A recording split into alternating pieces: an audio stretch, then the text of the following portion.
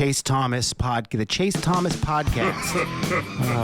My nephew needs me to record. See, I already hate it. I hate it.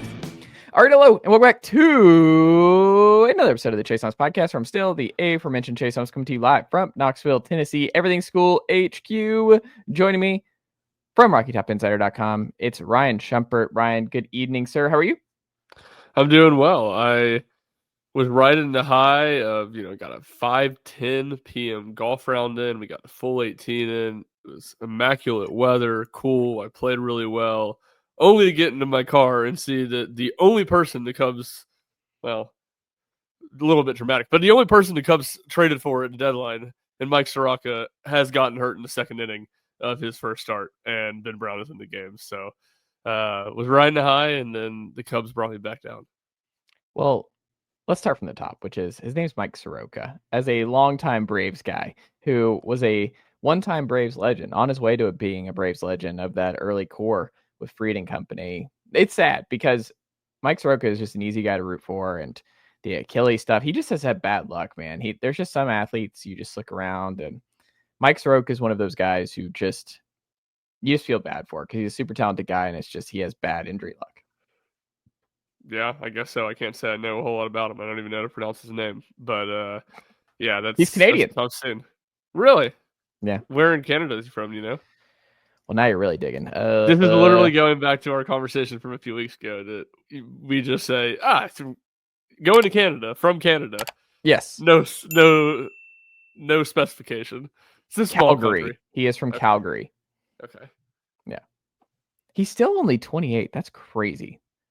He got called up really early then because, it's been a journey for Soroka, unfortunately. But yeah, he is. He's going to be an all-time what if for a lot of reasons. But he's first rounder for the Braves in 2015 out of high school. Yeah, he was just someone who did not stay healthy. Yeah, he missed all of 21 and 22. 2020 barely played at all too with the COVID year, but yeah, he was an all-star in 2019. Golly, that was a long time ago. What could have been? What could have been? Don't forget, folks, you can watch this show on YouTube, full episodes, shorts, clips, all that good stuff with the Tennessee Vols Sports Guys here on Monday night. No Ethan Stone or Jack Foster this week, but we'll have them back probably next week as well. But on Monday nights here, as we get closer and closer to the start of the season, look out for the Tennessee Vols Sports Guys here on our Tuesday shows, taping these on Monday nights. You can like and subscribe this video, comment, share it, all that good stuff, as we're well over 2,500 subs and building more and more each and every day. So make sure you subscribe, comment, let us know what you think of today's episode and all that good stuff. If you're watching us on YouTube, you can also listen on Apple, Spotify, or however you get your podcast. If you are listening on the audio route and you have not already hit that subscribe button, make sure you go ahead and do so. And you also leave us a 5-star rating and write us a review. It helps other people find the show, and it helps this very show continue to grow. You can also find more information, past episodes, all that good stuff by going to chasethomaspodcast.com. And then, of course, checking out the newsletter, sportsrenaissanceman.com, where all of my Tennessee writing and Chase Thomas podcast links and all that good stuff. And you can also listen to myself and Ryan Schumpert on the radio on the Chase on Tuesdays from 1 to 3 on Fan Run Radio, Fox Sports Knoxville, 105.7 FM, 1340 AM, and always streaming for free on that Fan Run Radio app as well. So all kinds of different ways you can get involved with all of our coverage here on Tennessee Volunteers Athletics each and every day. Ryan Schumpert, is it time to freak out about where Tennessee's at wide receiver wise going into week 2 of fall camp? I guess it's kind of yes and no. Like, it just depends. To me, it just depends on where you were at before. Like, nothing that's happened in week 1 has been cause for freaking out. Like, some guys drop passes and routes on air. It's not life and death here, people. But if you're like me, I was pretty low on the receiver room to begin with. So they haven't exactly done a ton to make me feel way, way better either. So I don't know. I guess I would just say if you are freaking out, I think you're either overreacting to the limited amount that the media does get to watch and some drops, or you were just too high on that room to begin with. So my thing is, and you and I have talked about this, and here's where we're at. I think fans are like, it's one of those things you can talk about it all off season, but then when things happen, when we're 26 days from kickoff against Syracuse on August 30th in Mercedes-Benz Stadium. What's happening now with Chris Brazzell being out from the first week of fall camp and Mike Matthews missing Sunday is it's becoming clear that Tennessee is super thin at receiver. Do you know what I mean? I think fans and analysts and everybody else are like, oh, they have 5 scholarship receivers right now if a couple of guys go down. And it's a young group of mostly true freshmen or redshirt freshmen. And I think it's one thing to think theoretically about that room being young. And then when you see it in practicality over the first week of fall camp and you hear about the drops, you see the issues breaking in 2 new quarterbacks. We'll see who ultimately wins that battle. It's just a recipe for, I'm not like you, I'm not going to say disaster. Like, I don't think Tennessee's headed towards a disaster offensively. Do I think Tennessee is headed towards another season of them living in a shell and playing more 12 personnel than what we saw a year ago? Yes. I am now at a point where I would be surprised if the base wide receiver rotation is 3 wideouts with where things are headed. I think you're going to see Ethan Davis and Miles Kitzman on the field together far more often than we even had previously anticipated coming into the year. So, over 50% of the time, you think? I think so. I think we're trending towards that being the case. Do you agree? No, not over 50%. Okay. More than last year, I would probably agree, but not over 50%. I also just think, look, this was not like, this is why I was so annoyed with the spring portal receiver question where fans were getting really upset about not just taking like the Brady kid from Cal or the Marion kid from BYU who ended up in Miami.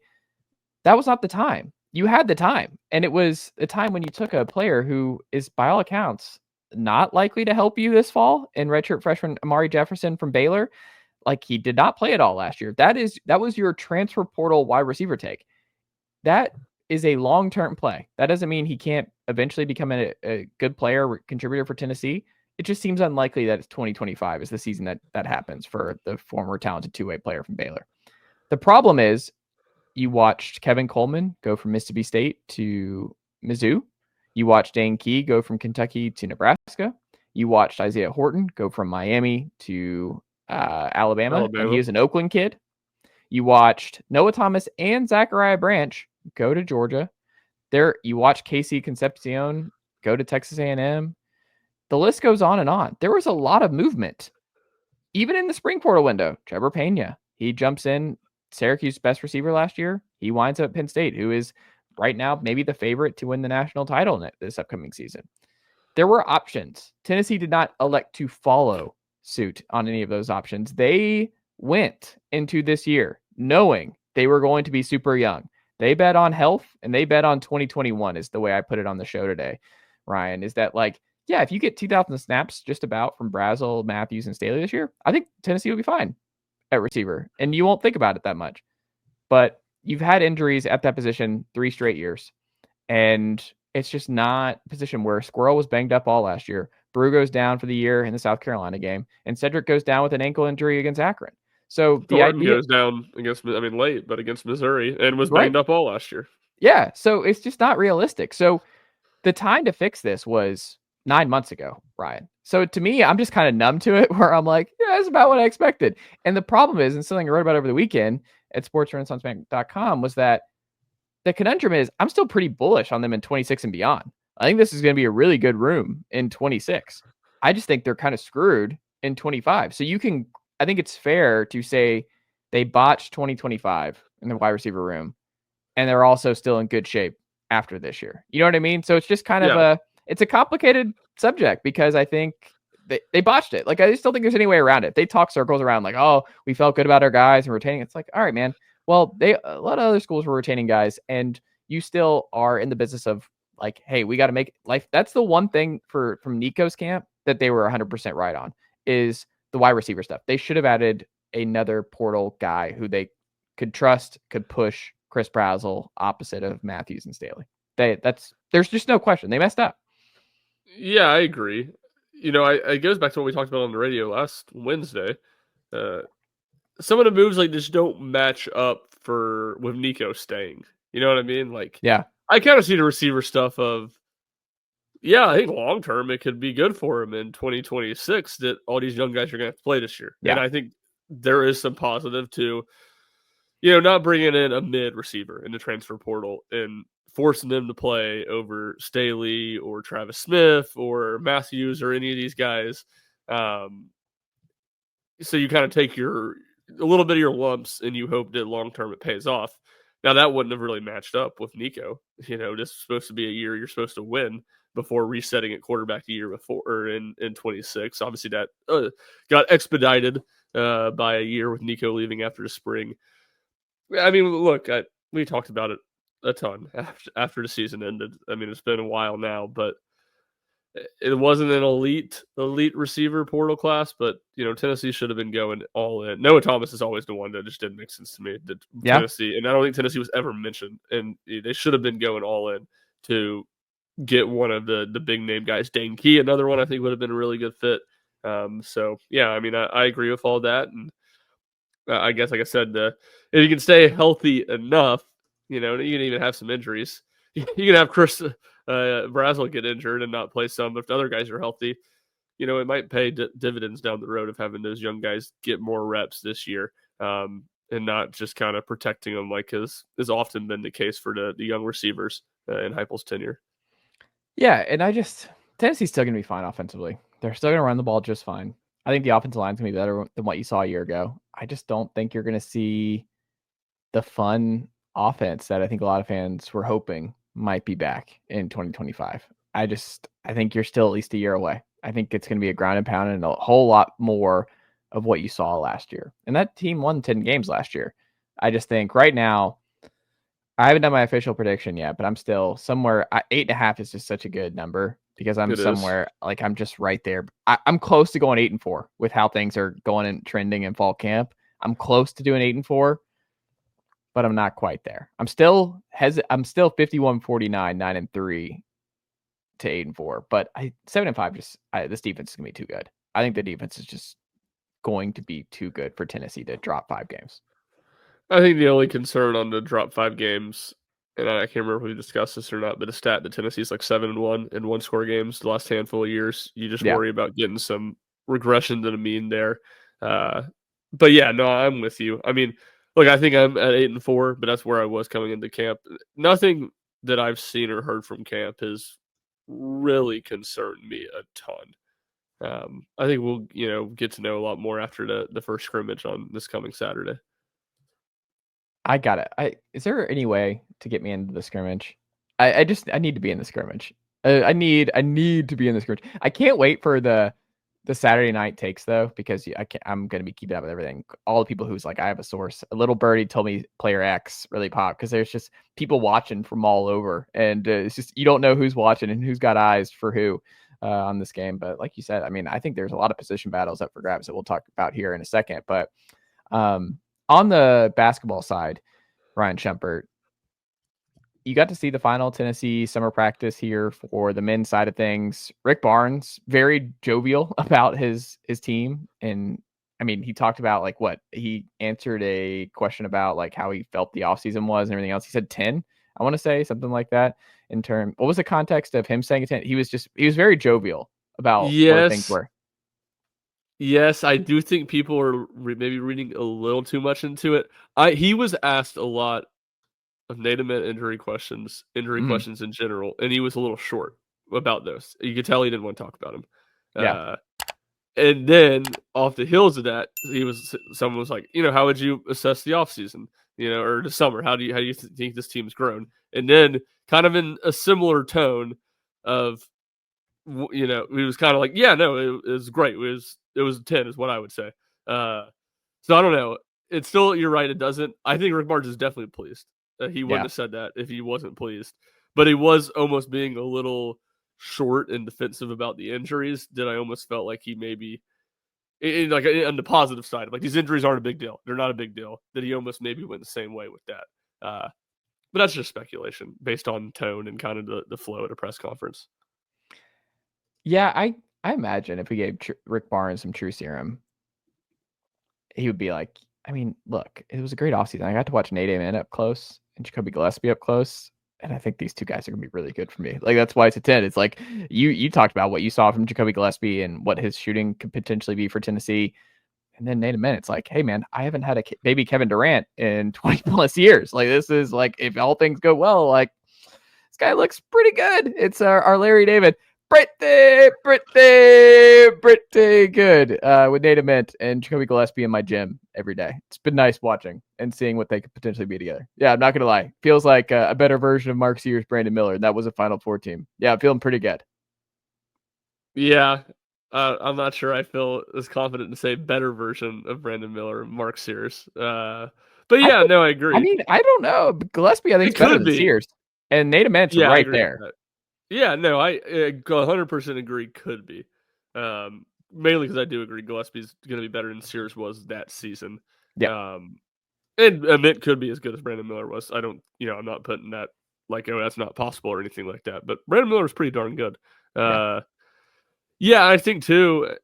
Look, I think we're going to see, and I wrote about this last week in my practice observations, like we're just going to see a return much more to how they played in Rick's first handful of years with the two big lineups and just going to be a really big physical team. And I think that's kind of how Rick likes to play too. So I think there's an element of that aspect too. Yeah, I'm starting to buy more. I mean, you were on it. I'm starting to buy more. I think we're going to see some of these Cade Phillips minutes at the 3. We'll see how much, but I don't know. He worked there a lot this summer, more than enough for it to be notable to me, and not just he looked kind of thin a blimp in those videos. Like Cade looks like he's dropped weight. Is that right? Would you guess he has? I feel like he's smaller. I definitely don't feel like he's added weight, but also he's had a shoulder injury too, yeah. So I'm sure he's been a little bit limited in what he's doing. But I mean, if the plan is to put him more at the 3, then it's probably a better frame for him to play minutes at the 3. Yeah, for sure. And I mean, I noted it in the observations too. Ament and Cade did not practice that day we watched, and they were both on the other side of the court doing the exact same workout, like exact same. What we're gonna see? We're gonna see Gillespie, Ament, Phillips, Carey, Okpara for a little bit. Barnes is gonna try. Yes, I said it in another story a week or two ago. I'm not quite all the way there, but if you ask me right now, does Nate Ament play more minutes at the 2 or more minutes at the 4? I would say the 2. Interesting, and I think that would surprise a lot of people. But at the NBA, he's playing the 4. Like he's a 4 at the next level. He's got to put on weight to be that, but like he's a stretch 4 at the next level. I don't know, dude. Not early in his career, maybe long term, but I don't know. Like I would still say he's a 3 for what his skill set is. Interesting. Next up here, Ryan Schumpert, Vol baseball season review. Levi Clark, 3-year player, thankfully, here with Tennessee. He has 2 more years on Rocky Top.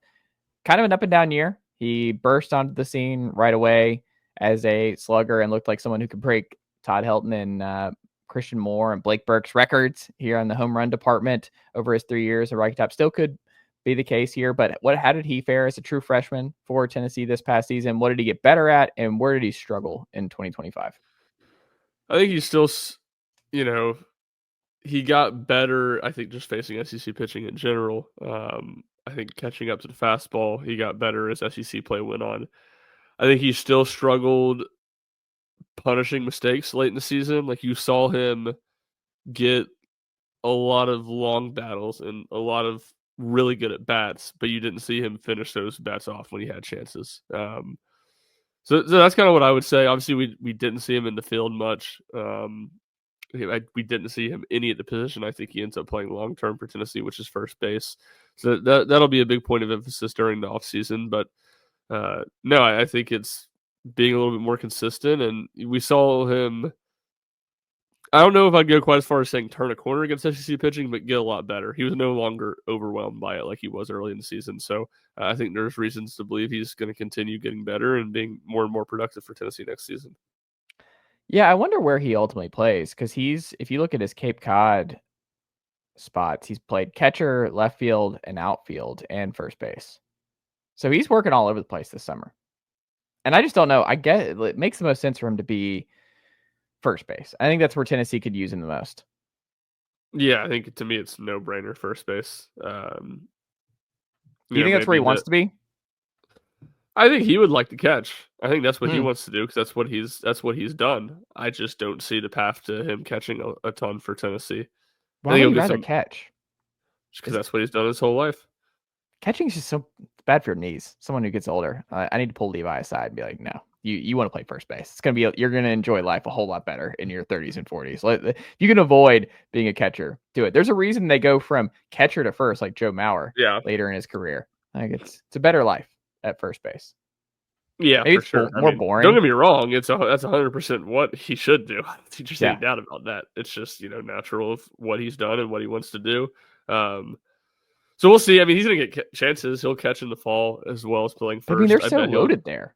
Like catcher is a spot where Tennessee's got too many options. Garrett Wright, Stone Lawless, Levi Clark, and who's the other kid who's coming in? What's his name? Yeah, I mean, it's a lot of options. It's a good problem to have for Tony Vitello and company, but I mean, that's just not where the need is. Like Levi I would be very surprised. It's kind of like Dalton Bargo, where it's just too many guys. Like, even if you want to catch, it's like we just have too many options there. Yeah, I mean, I agree. I just think with all these guys, if that's where they want to play, they will get opportunities there. Might not be that's not where they end up, but they will get opportunities. True or false? You would be surprised if Levi Clark's Tennessee's best hitter in 26. True or false? I would be surprised. Yeah, true. Not shocked, but surprised. I mean, Henry Ford, love that wording. Yeah, I'm just trying to like Ryan's really being careful with this word. He's like, what is Chase doing here? Yeah, that's exactly right. I really had to go through that one again to see what you were asking me. Yeah, I mean, I just think Henry Ford is more proven, and I think I would bet on Levi Clark being their next best hitter, but there's other guys too that could be that. So, not shocked, but surprised. Yeah, he wouldn't be my pick. Be surprised if he's not one of their 3 best hitters. I'll say that. Where do you think he hits in the lineup? 3 or 4, probably. Yeah. Right now, I think Henry Ford's probably at 2, right? Like I'd probably go Henry Ford at 2, right? Yes, agree. Henry Jay maybe at first. Best. Jay lead off. You try there. I think that probably makes most sense for first crack. Yeah. But it goes again, like let's just try to think of the lefty righty. They're going to be heavier for the first time like ever. They're going to be heavier on righties this year. I think DH, whether that's Myatt or Brown, will be left-handed. Myatt's raking right now in Cape. Yeah, like it feels like it's gonna be Myatt. Myatt is like the leader in the clubhouse at DH right now. It feels like. Yeah, I mean, I'm just not saying leader in the clubhouse at position battles on August 4th when nobody's on campus. But yeah, he's looked. You're not built like me, Ryan Schumpert. Like that's just ain't nobody like me except me. Calling it, Tyler Myatt, DH here on August 4th. But just back to what I was saying, those 2 guys, Reese, Jay. Nobody else really left-handed, I think, is going to be in the lineup. So I think we're going to have a little bit less of this righty-lefty back and forth to deal with this year compared to what it feels like it's been like the last 4 or 5 seasons. Yeah, that's fair. Ryan, fall camp, week 2. The biggest thing you hope to see and hear this week before the scrimmage on Saturday.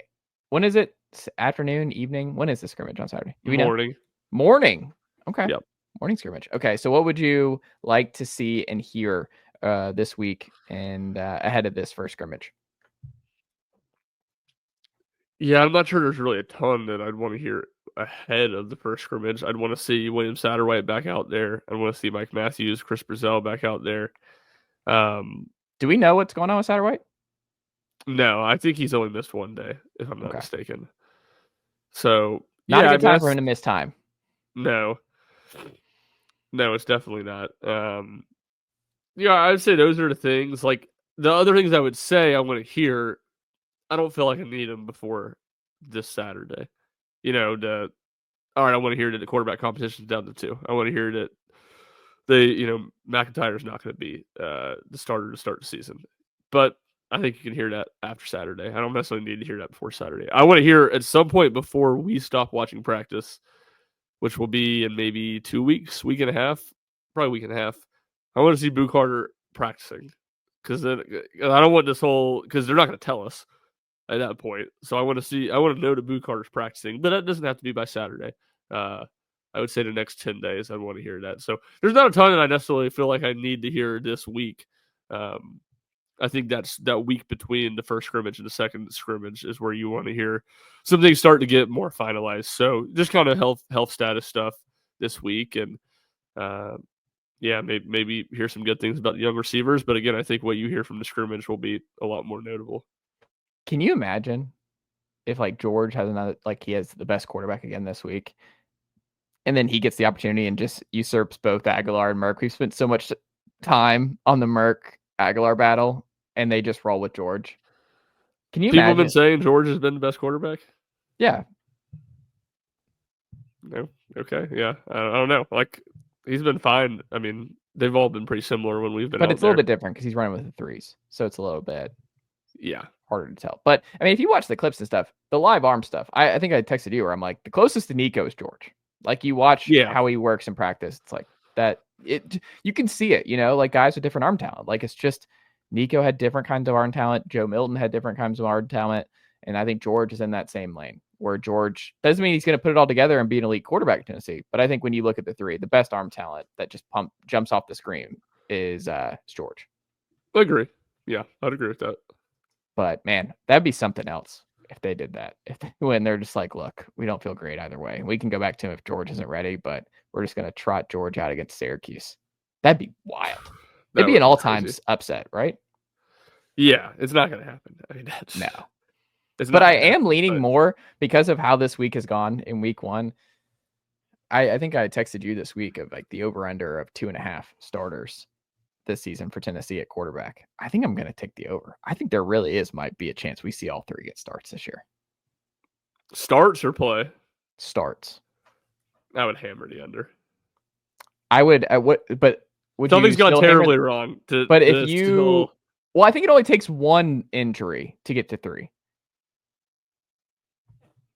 I don't, but okay, certainly that makes it more plausible for sure. If you have a guy get injured as opposed to them just bouncing around between 3 guys that are all fully healthy. Well, I'm just saying, like, it could be a Joey starts, he gets benched, Jake comes in, and then Jake gets knocked around running the football, and then they have to go to George, is what I'm saying. Yeah, I just still think they would go back to Joey before going to George. But if Joe, to your point, if that happened, I would think they'd go back to Joey next. But if Joey plays really badly and they're losing games, then yeah, they'd go to George. Here's my part of it that I think you have nothing to lose with giving it to Jake first, because disagree. Because Joey is not going anywhere. Who cares? He has no other options. You took him as a veteran take. He's a veteran backup. It's like the Kirk Cousins part of it with the Falcons, where it's like you just hold on to him. Who cares? He can't go anywhere. Like he got the guaranteed money. He's in camp. He has nothing else to like. He was out of options. Like he wasn't going to start over Nico and UCLA. You could always go back to the older veteran who had a bad year backwards. No, what I'm saying is like you at least get what you're saying. You try with Jake first, and if Jake bombs, at least you know, and then you go to Joey to say you're getting this the season. Way backwards because Jake, you go to Jake, who's the lower ceiling guy first, and then you want to test a higher ceiling with Joey. Then you're in a much harder spot of keeping Jake around happy after he gets benched. Whereas you can go to Joey first and then go to Jake. And to your point, what's Joey? You might lose Jake if you go to Joey first. No, you're not. If they lose Jake Merklinger because Joey Aguilar starts, Jake Merklinger can hit the road and go to the portal, buddy.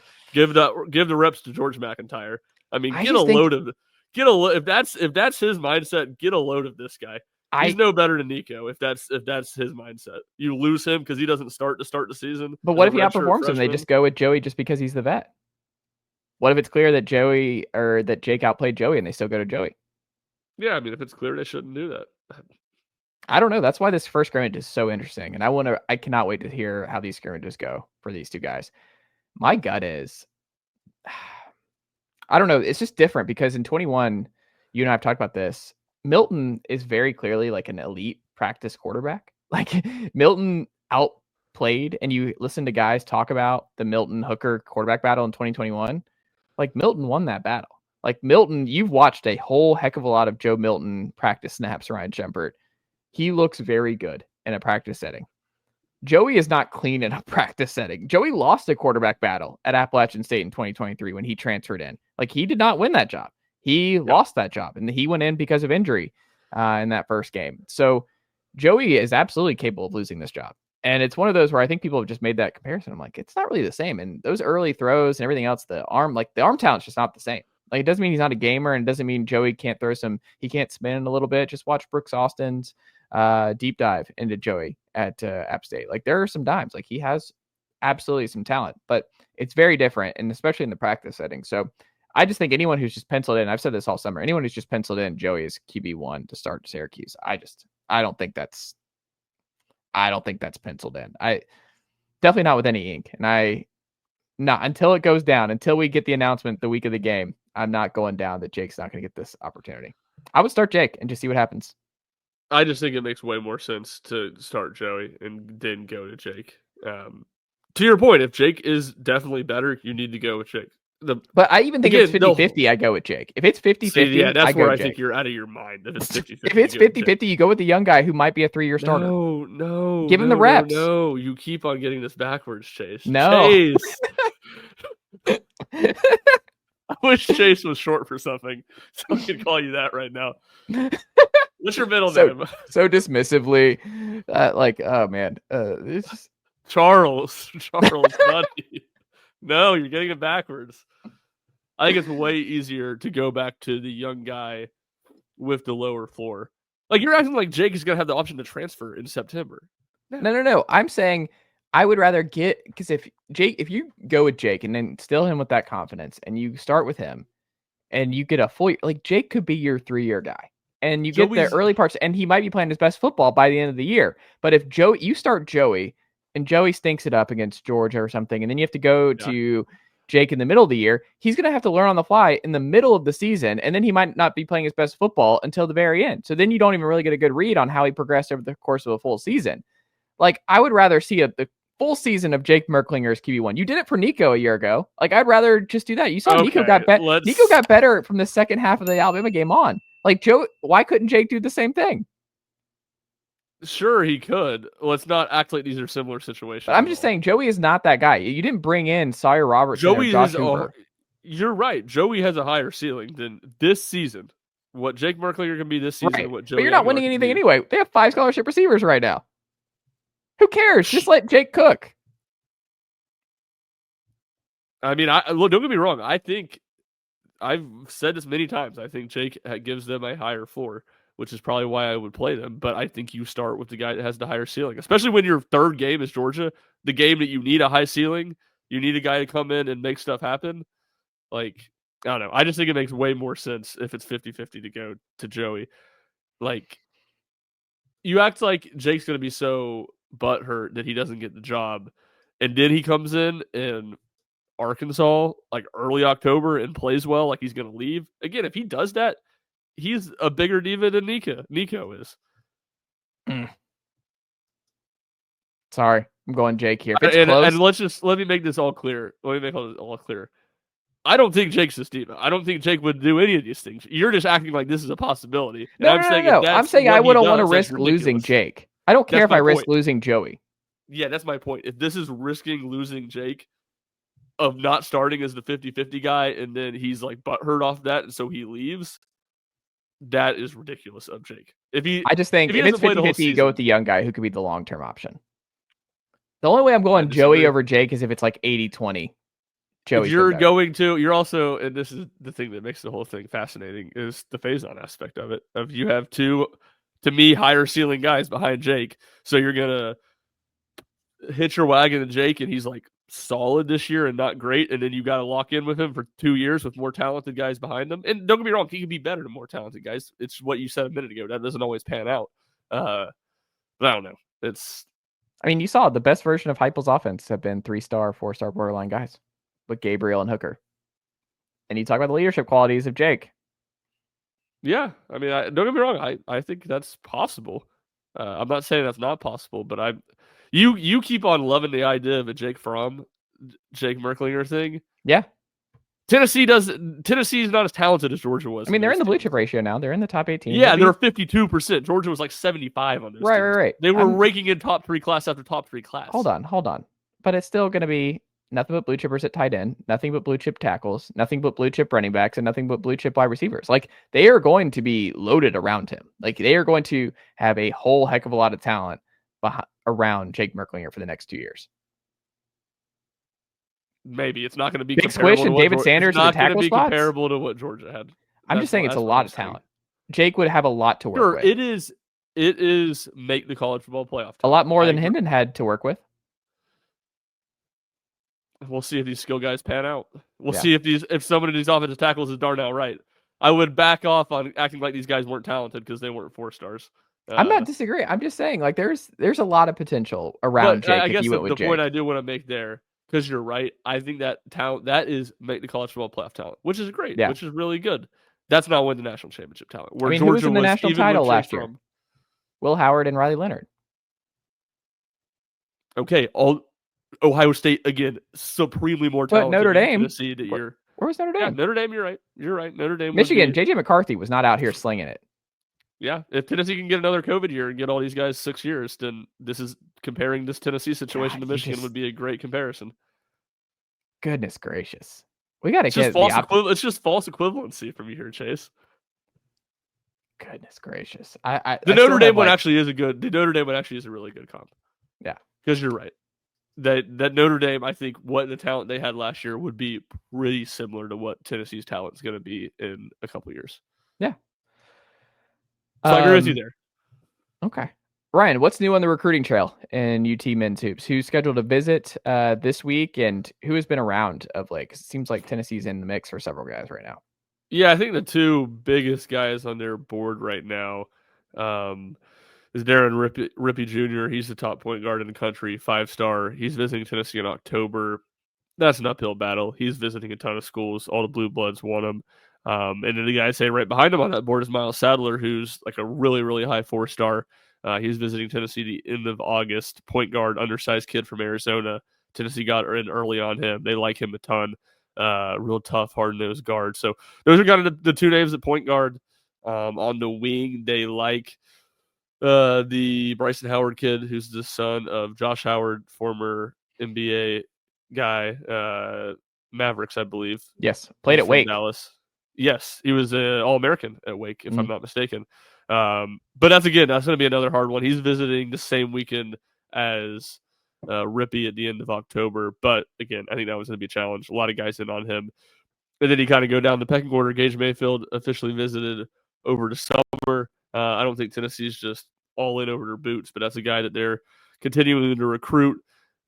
Jacob Weber is coming in for an official visit next month. He's a kid from Nebraska who's transferred to the La Lumiere School. I think that's maybe how you pronounce it in Indiana. That's where the Darius Adams kid, who Tennessee was in with last year, that's where he went. So he's kind of a name to watch. I know that I believe it was Deshaun London had Cody Peck is officially visiting October last week. I was told that visit's not finalized yet from Tennessee's side of things.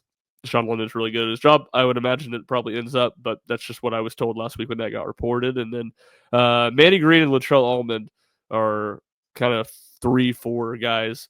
Those are 2 guys Tennessee's in after as well, and I think would like to get in on visits this fall. And we'll see if that comes to fruition. Bo Ogden's another one. I think that seems really like a Tennessee-Texas battle. I mean, Barnes is a inside skip. I mean, that seems like it's gonna be a tough pull to not get Texas there. Someone told me from the Tennessee side of like, it's hard to imagine he doesn't go to Texas, but if he doesn't go to Texas, we would probably be the one. Just from Rick's known him his whole life. Obviously, really good relationship with his dad, who is the GM at Texas now, which is why that becomes such a tough pull. So that's a kind of a laundry list of names. Sadler's the one I think from UBalance, really good player. Tennessee likes a ton. Tennessee's all in on, and also being really realistic. Like I think that's a battle they could win. He's kind of the main name I would hone in on right now, but we'll continue to get a better feel as these visits go on, starting later this month, and see these lists kind of dwindle down and figure out who the top contenders are. Yeah, I'm curious to see how many they take, because they took 3 this cycle, or 4. Excuse me, they took 4 freshmen this cycle, which is not the norm there. And I wonder how many they take this upcoming cycle. I'm imagining way less, like 2 probably seems about right. 2 seems about right. I can see it being 3, but I think you got to take into account now 15 scholarships. This is still up in the air. How does the house settlement with paying players, how does that work? Is all these teams cap going to go way down like it theoretically would be? if that happens, I think you'll see them take flyers on a couple guys that will come to school for cheap, essentially, that you don't have to pay a whole lot of money to. So yeah, I would highlight like 2, top 150 type guys. I think in that range of what they end up adding, and ideally 2, I think, in the November period. They don't have to be that. I mean, they always signed 2 in the November period last year and ended up bringing in really 3 more. They really have 5 freshmen. If Who's the fifth? Masamba. Oh, is Masama count? I mean, I don't know if he counts as part of the recruiting class, but he's going to be a freshman on the team this year. Okay. Yeah. So from that aspect, he does. And I think I would anticipate 4 are back. Yeah, you never know. I mean, Nate's the only one that is for sure one and done, but we'll see. Troy and Dwayne seem like multi-year guys, and then I think Masamba, huge product. I guess you don't know, but Mari, man, I don't see him being a one and done type of guy. I don't think he's definitely not a one and done. So I just think those guys are back. I think all those guys are back. Yeah, I think you ideally say that, and you see the path to it, but the portal's such a big deal, and inevitably some of those guys aren't going to play, and we'll see how happy they are with that, and how they feel like their path to playing time in year 2 at Tennessee is. Final thing, we'll get you out of here on this. You wrote about the 4 intriguing position battles going on in fall camp right now. Which one do you think is the most intriguing here going into week 2, and which one, out of that, and then what are the 4 for you? Yeah, I think the 4 for me were guard, center, safety beside Andre Turrentine, and then defensive tackle was kind of a 2-way thing. One, like who the starters will be, because I think there's 3 guys that are in that top group, but really more importantly, who's the 4th guy? Who's the 4th guy that gets all those reps? And the 2 deep. So I think the one that's I think genuinely most curious by, I would say safety. I'm much higher in on, because I think it's very 50-50. I'm much higher on Caleb Beasley now after seeing him physically. I mean, he's way bigger. In purely intriguing or interested, I just think there's the moving parts with the offensive line 2 spots. It almost feels like, in some ways, a William Satterwhite Sham Umarov battle. Which one of those guys is better? They're not competing to start at the same position, but I think Sam Pendleton is going to start somewhere. He's going to either start at guard or he's going to start at center. So it's who do they feel more confident in Satterwhite and you know what would be wild? What might happen here, Ryan? What's that? What if they go to Pendleton as the starter at center right away, and Sham's good at right guard, but Pendleton struggles and he has snapping issues and he's just not good at center? Do you move Sham, who starts out good, and move Pendleton in his spot and put Satterwhite in there? Or how would that work? Because if you guess wrong here on Pendleton and you get good production of the guy at right guard in his place, things get really awkward in a hurry.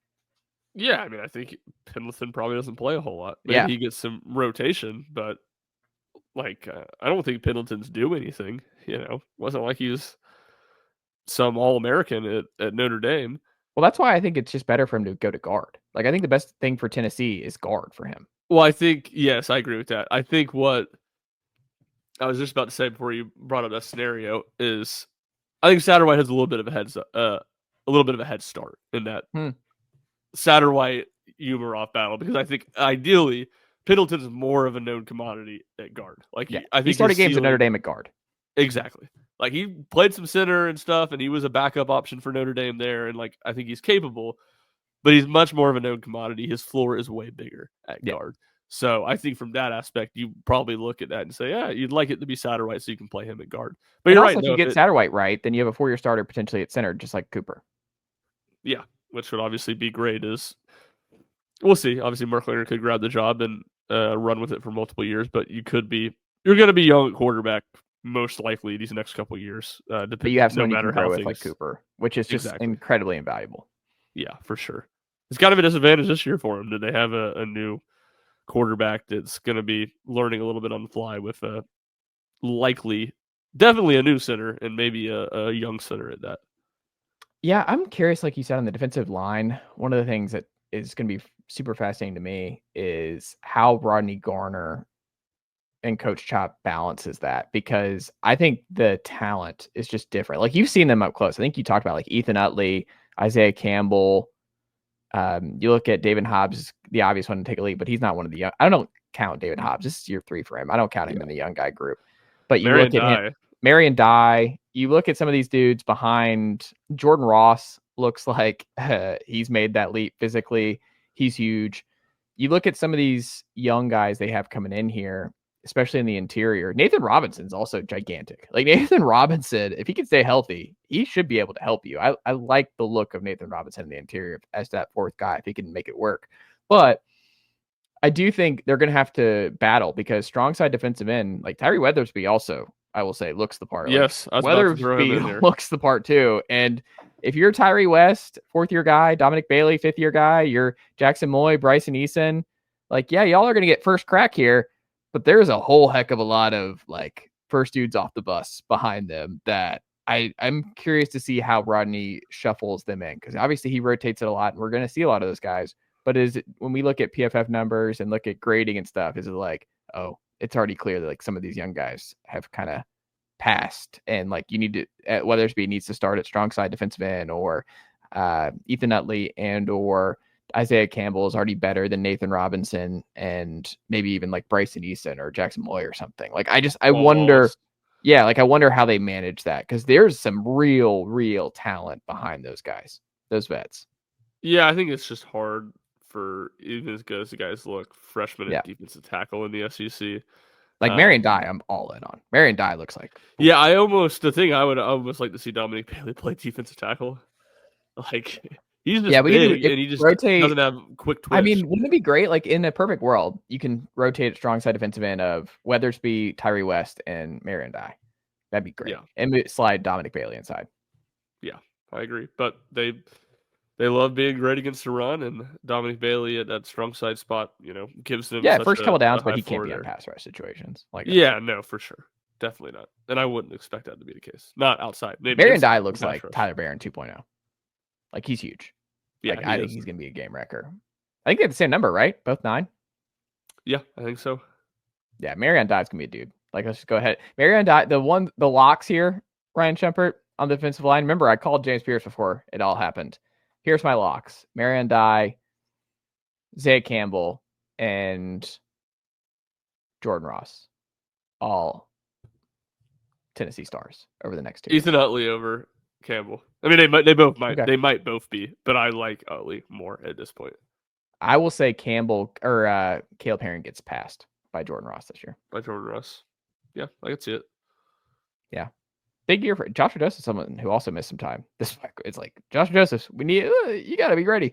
Joshua Joseph is another guy Tennessee needs to play a whole heck of a lot of snaps, because it's a lot of unproven blue chip talent behind him this year. Like I think Joshua Joseph has to be healthy across this defensive line, because he's just a leader too. You can tell he's one of the leaders of that defense. He's got to be for sure, if not the leader. I do think that's where like these guys being out of practice like varies, because the way you're phrasing that of like you gotta have them. Yeah, I think that's why Josh Joseph isn't practicing. They're taking it easy because they got to have him. Now, some of these other guys that don't practice that you need them, it's like they need to be out there. Mike Matthews needs to be out there building chemistry with whoever the quarterback is. Boo Carter needs to be out there. So, yeah, it's kind of the way that can – William Satterwhite needs to be out there if he's going to win that job. So, yeah, it'll be interesting to see for sure. But, yeah, I think that's been one of the takeaways. Most people have had. I'm not alone in that. But the first week is – the young guys really do. They look the part. It's hard not to be excited about what some of those guys can be in a couple of years.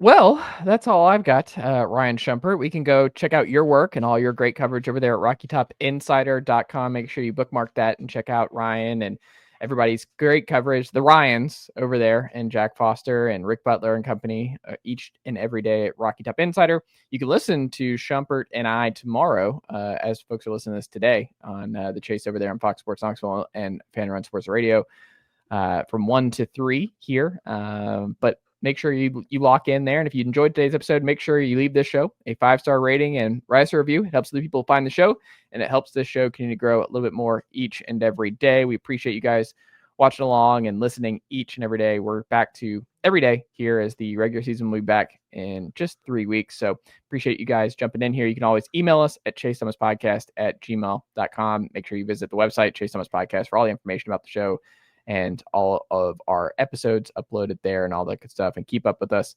on the socials and everywhere else. And make sure you're subscribed and give this video a thumbs up and comment below what you think of today's episode on our YouTube channel by searching Chase Thomas Podcast and all that good stuff. So all kinds of different ways you can be a part of the Chase Thomas Podcast each and every day. Make sure you also are keeping up with the RTI Press Pass and Rocky Top Insider every day as well. Ryan Schumpert, always a pleasure, my friend, and I will talk to you again next week. Nicely done, nephew. The Chase Thomas Podcast. Hell yeah.